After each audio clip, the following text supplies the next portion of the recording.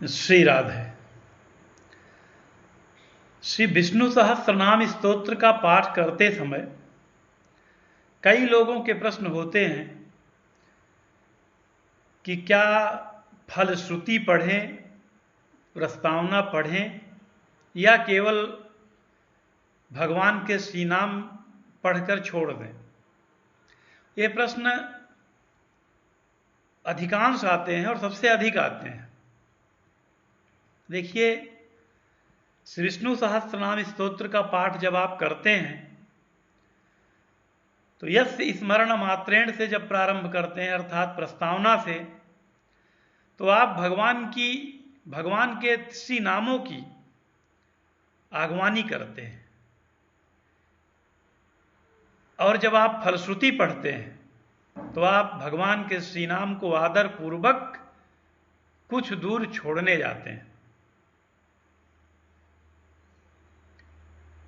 आप अपने मन में विचार कीजिए कि यदि आप श्री विष्णु सहस्त्रनाम का पाठ करने बैठे और ओम विश्वम विष्णुर्वकटकारो भूत भव्य भवत प्रभु से प्रारंभ किए, सर्वप्रहरणायुधोम नमः इति पूर्ण कर दिए, तो ऐसे लगेगा जैसे आपने कोई असभ्यता किया हो भगवान के श्री नामों के साथ।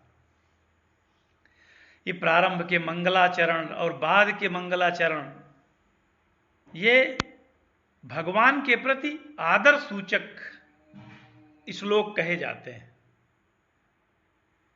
जैसे आपने प्रारंभ किया विष्णु सहस्त्रनाम, तो गीता प्रेस की पुस्तक में तो सशंख चक्रम से प्रारंभ है, तो सशंख चक्रम से प्रारंभ किया, फिर यस स्मरण मात्रेण से श्री विष्णु सहस्त्रनाम स्तोत्र प्रारंभ किया, फिर उनकी महिमा गाते हुए भगवान के नाम तक पहुँचे और ओम विश्वम विष्णुर्वकटकारो से नाम जब प्रारंभ किया, फिर सर्वप्रहरणायुधोम नमः इति कहकर नाम को पूर्ण किया, फिर उनका सम्मान करते हुए इति इदम कीर्तनीय से प्रारंभ करके नते यान्ति पराभवम, फिर हरि ओम तत्सत हरि ओम तत्सत हरि ओम तत्सत। तो आपने भगवान के श्री नामों की अर्थात विष्णु सहस्त्रनाम के रूप में आप स्वयं भगवान की आगवानी किए, उनके नाम की स्तुति किए और उसके बाद उन्हें कुछ दूर तक सम्मान, उनकी प्रशंसा करते हुए कि महाराज आपने बड़ी कृपा की, आपने हमारे घर पधारा, आपने बड़ी कृपा की, आपने हमारे ऊपर अनुग्रह किया, आपने बड़ी कृपा की, इतनी सुंदर मति दिया कि हम श्री विष्णु सहस्त्रनाम का पाठ करते हैं, ऐसा कहते हुए धीरे धीरे आपने विदा किया और फलश्रुति बता करके गा करके लोगों को बताया कि इनका पाठ करने से ये फल प्राप्त होते हैं। इसलिए उन सभी लोगों से अनुरोध है जो श्री विष्णु सहस्त्रनाम स्तोत्र के नियमित पाठक हैं, कई आवृत्ति में पाठ करते हैं, कि वे प्रस्तावना और फलश्रुति पढ़ा करें। अब बात उनकी आती है जो विष्णु सहस्त्रनाम कई आवृत्तियों में पढ़ते हैं, 11 पाठ, 5 पाठ, 7 पाठ, तो उनके लिए ये सुविधा है कि प्रथम पाठ आप प्रस्तावना से प्रारंभ करें और सर्वप्रहरणायुधोम नमः इति जब नाम पूर्ण हो जाए तो उसके बाद फलश्रुति की तरफ आगे न बढ़कर फिर से वापस आ जाएं और इधर प्रस्तावना भी न पढ़ें, जब दूसरा पाठ प्रारंभ करें ओम विश्वम विष्णुर्वकटकारो से प्रारंभ करें, फिर सर्वप्रहरणायुधोम नमः इति, फिर ओम विश्वम विष्णुर्वकटकारो, ऐसे जितने पाठ करने हो करके जब विराम देना हो तो फलश्रुति पढ़ करके विराम दे दीजिए। तब आपके पाठ भी जल्दी जल्दी हो गए और प्रस्तावना से प्रारंभ कर फलश्रुति तक आपने विराम भी कर दिया। और उससे भी उत्तम तो यह होगा कि हम कभी इन सब विषयों पर दिमाग ही न लगाएं।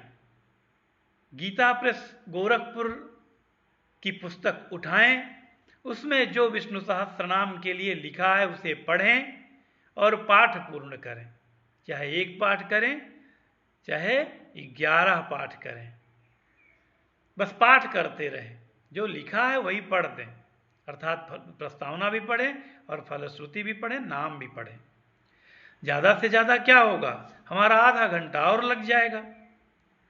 भगवान के नाम में यदि आधा घंटा और लग गया, या हमारा 11 पाठ की जगह 7 पाठ ही होगा, 5 पाठ ही होगा, किंतु बार बार फलश्रुति पढ़ते हैं तो उसके अनेक फल हैं।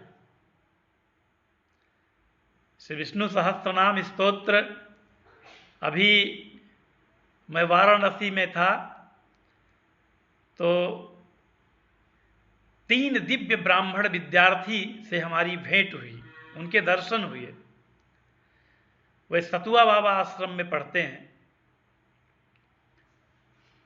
तो उनके दिव्यता, काशी के ब्राह्मण बहुत दिव्य हैं, उनका पहनावा, उनका तेज, उनकी शिखा, उनको देखकर बार बार दर्शन करने का मन करता है।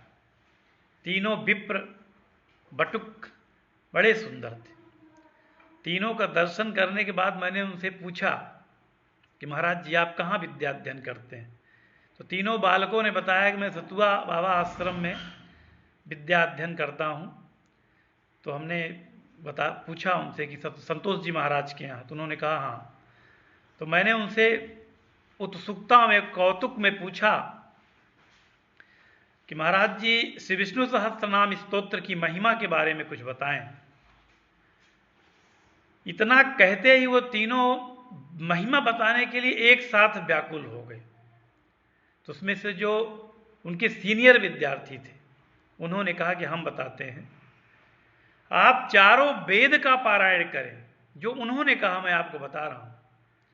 उन्होंने कहा कि जो चारों वेद का पारायण करें और एक श्री विष्णु सहस्त्रनाम का पाठ करें बराबर।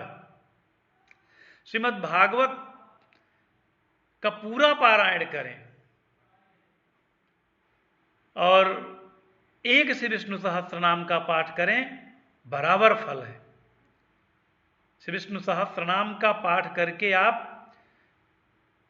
सनातन धर्म और समस्त धर्म को जड़ से सिंचित करते हैं।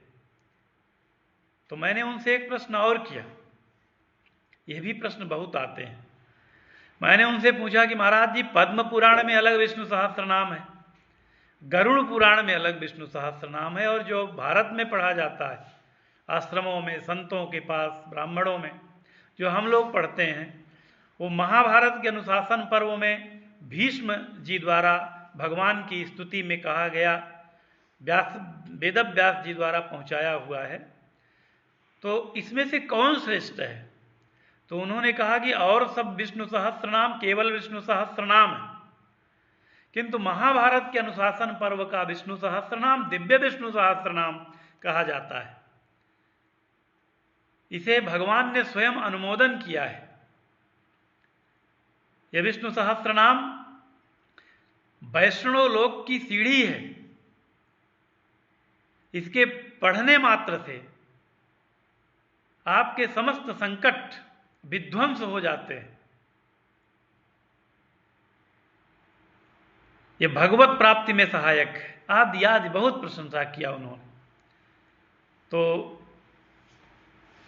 ऐसे ही ये श्री विष्णु सहस्त्रनाम स्तोत्र है जिसका पठन पाठन आप कर रहे हैं।